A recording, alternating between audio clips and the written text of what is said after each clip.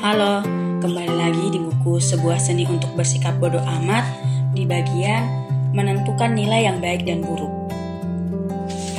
Nilai-nilai yang baik berdasarkan pada kenyataan, membangun secara sosial, segera dan dapat dikendalikan. Nilai-nilai yang buruk, tahayul, merusak secara sosial, tidak segera dan tidak dapat dikendalikan. Kejujuran merupakan suatu nilai yang baik karena ini adalah suatu yang dapat sepenuhnya kita kendalikan. Ini mencerminkan kenyataan dan ini memberikan manfaat bagi orang lain. Popularitas di sisi lain merupakan nilai yang buruk. Jika itu menjadi nilai kita dan jika ukuran kita adalah menjadi manusia yang paling populer di suatu keadaan. Banyak dari apa yang terjadi akan berada di luar kendali kita. Kita tidak tahu siapa yang ada di sana, dan kemungkinan kita tidak akan mengenal setengah dari di antara mereka. Kedua, nilai atau ukuran tidak berdasar pada kenyataan.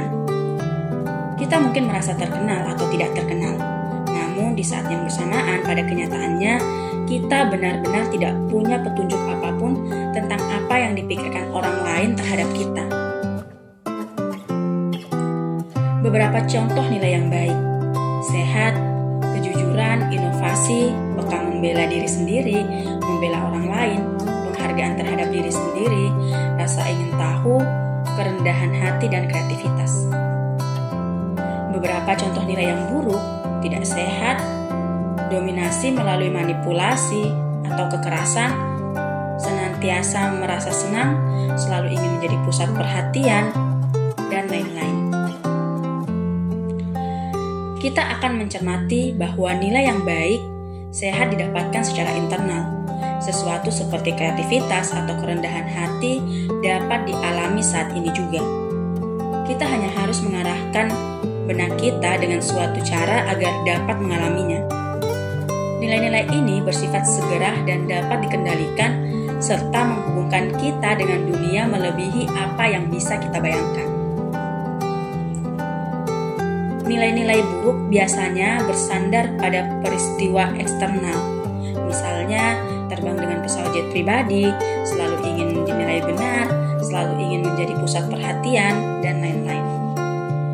Nilai buruk meskipun kadang memberikan kesenangan atau kenikmatan, berada di luar kendali kita dan sering memakai alat yang secara sosial merusak atau bersifat tahayul untuk bisa mencapainya. Nilai adalah tentang membuat prioritas. Setiap orang ingin terkenal dan menjadi pusat perhatian. Pertanyaannya adalah tentang prioritas.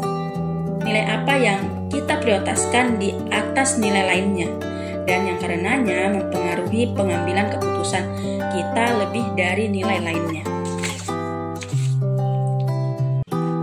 Misalnya, nilai tertinggi dari seorang Hiro Onoda adalah menyelesaikan kesetiaan dan pelayanan kepada Kekaisaran Jepang. Nilai ini, andai kata kita tidak dapat menangkapnya saat membaca kisahnya, lebih busuk daripada segulung sushi basi. Ini sungguh menciptakan masalah yang sangat besar bagi Hiro, seperti dia terjebak di sebuah pulau terpencil di mana dia makan serangga dan cacing selama 30 tahun.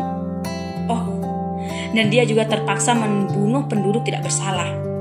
Jadi meskipun faktanya Hiro melihat dirinya sebagai seorang yang sukses dan meskipun dia pada kenyataan menghidupi ukurannya, saya rasa kita semua akan sepakat kalau hidupnya luar biasa kacau. Tidak seorang pun dari kita mau bertukar tempat dengannya. Demikian pula ketika diminta untuk mengomentari tindakannya. Di sisi lain ada Dave Mustaine.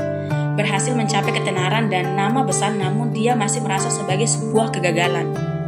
Ini terjadi karena dia mengadopsi nilai yang buruk berdasarkan beberapa perbandingan yang tidak masuk akal terhadap kesuksesan orang lain. Nilai ini memberinya masalah-masalah seperti, saya harus bisa menjual 150 juta kopi lagi, maka semuanya akan sempurna. Nah, hal-hal itu tidak akan pernah selesai. Tidak heran, dia sama sekali tidak bahagia. Sebaliknya, dengan Pete Beast, meskipun depresi dan berkelimpungan setelah didepak dari Beatles, semakin beranjak dewasa, dia belajar untuk membuat ulang prioritas atas nilai-nilai yang dianutnya. Karena ini, Bis tumbuh menjadi pria yang sehat dan bahagia, dengan kehidupan yang sederhana dan keluarga yang sangat luar biasa. Ketika kita menganut nilai yang buruk, yaitu standar buruk yang kita terapkan bagi diri sendiri dan orang lain, pada intinya kita sedang mencurahkan perhatian pada hal-hal yang tidak penting, perkara-perkara yang dalam kenyataannya membuat hidup kita lebih buruk.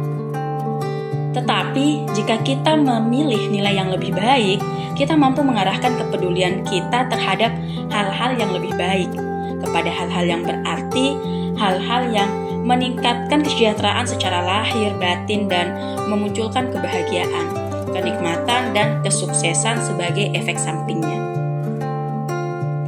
Singkat kata, inilah yang dimaksud dengan perbaikan diri, yang sesungguhnya memprioritaskan nilai-nilai yang lebih baik, memilih hal-hal yang lebih baik untuk dipedulikan, karena ketika kita peduli pada hal-hal yang lebih baik, kita akan mendapat masalah yang lebih baik. Dan ketika kita mendapat sesuatu yang baik, kita menjalani kehidupan yang baik pula. Sekian, dan sampai jumpa.